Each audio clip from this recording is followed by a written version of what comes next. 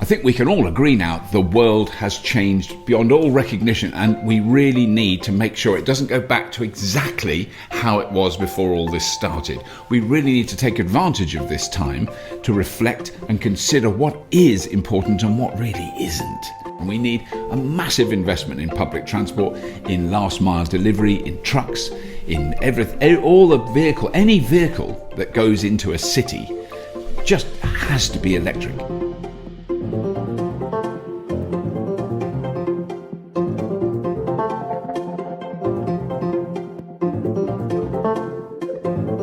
Welcome to the fully charged introduction to electric vans. The COVID experience is really not a good one for many people. But what it has emphasised through this period is that vans are really important. 80% at least of all the jobs that are out there in the big wide world could be completed by an electric van today.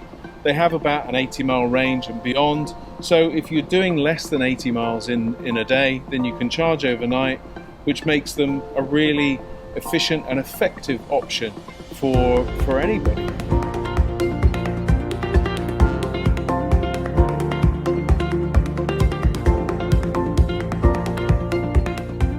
To feed the world, to sustain humanity on the planet, to not destroy so many species, to keep the oceans, as clean as they deserve to be and leave them in their natural state.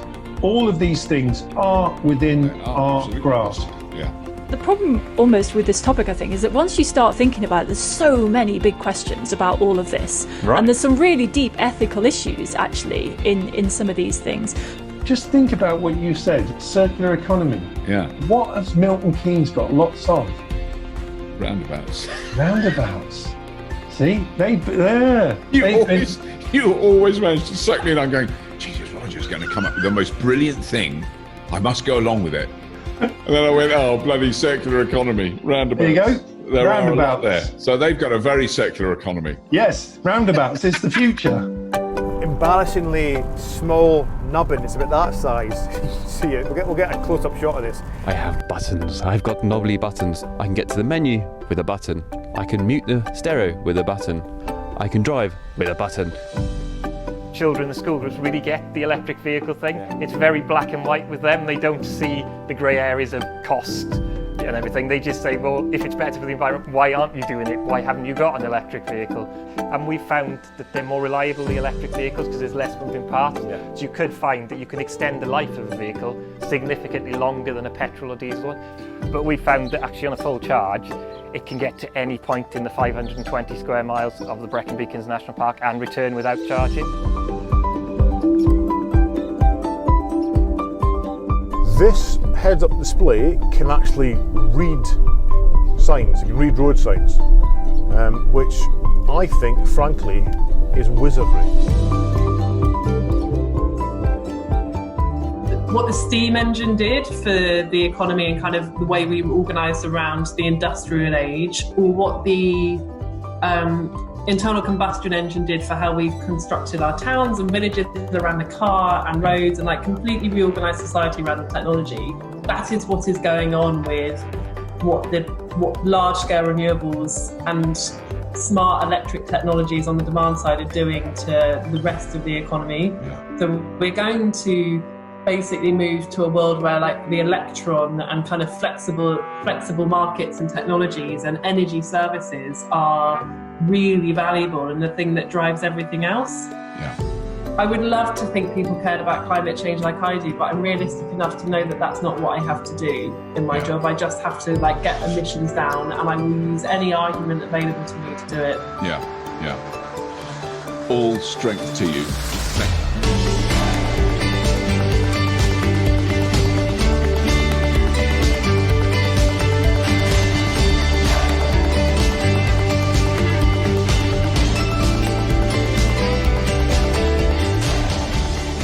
Couple beds in there, little kitchenette there, toilet at the back, a shower. But also you can have little fold-out solar panels there to charge it. Well, I'm thinking the whole roof is one big solar panel. Oh yeah. And then a fold-out little wind turbine. Yeah.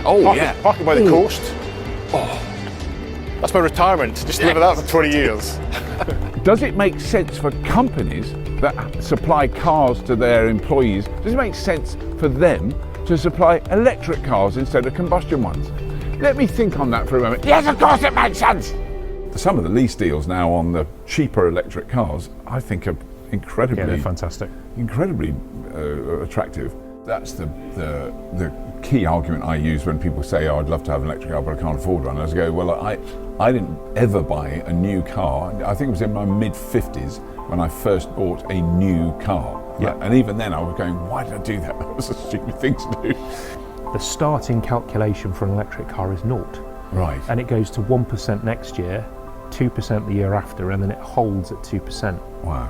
So my diesel car was costing me, I'm claiming 12 pence a mile, which just about covers it. Right. My electric is 4p. That Right. gives you an immediate illustration of just what the difference is between the two.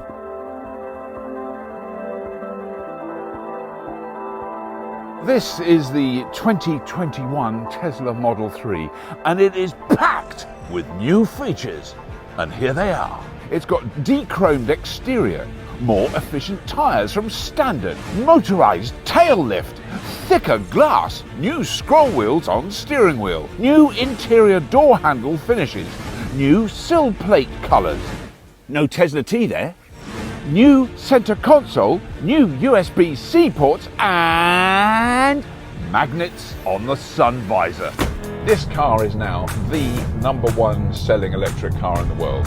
They've sold well over 500,000. They're making thousands a week. It is incredible.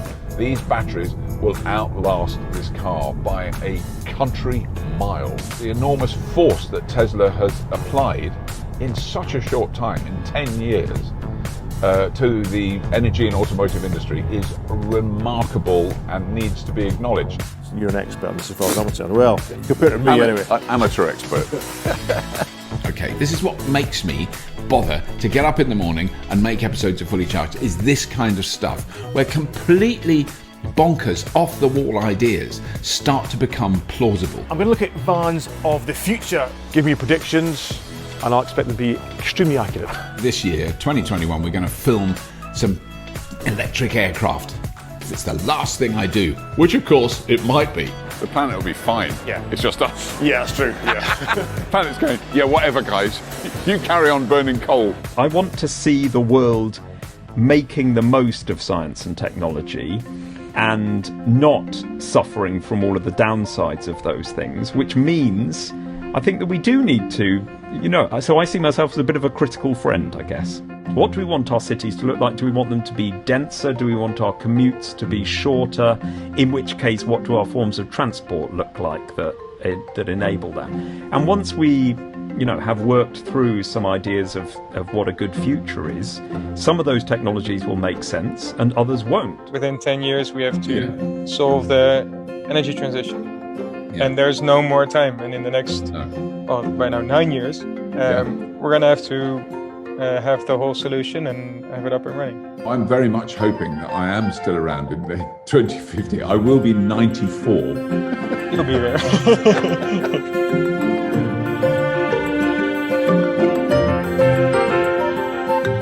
Given the growth of EVs in the last few years, this stands a good chance of trumping some of the legacy automakers. Sounds like the next 12 months the number of vans available is going to double, if not more.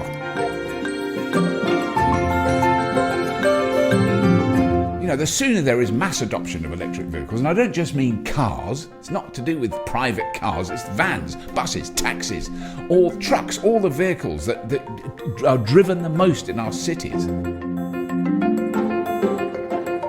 Vans are such a vitally important, all the deliveries that, especially now, the amount of vans that come to our house now in a week, it's just gone off the... And I think people in this year, the year of COVID, have come to appreciate just how important, the silent workforce behind the scenes, delivering things, supporting things, keep the country running. Yeah. And if 80% of those 4 million vans, if 3.2 million vans tomorrow could be electric. Amazing.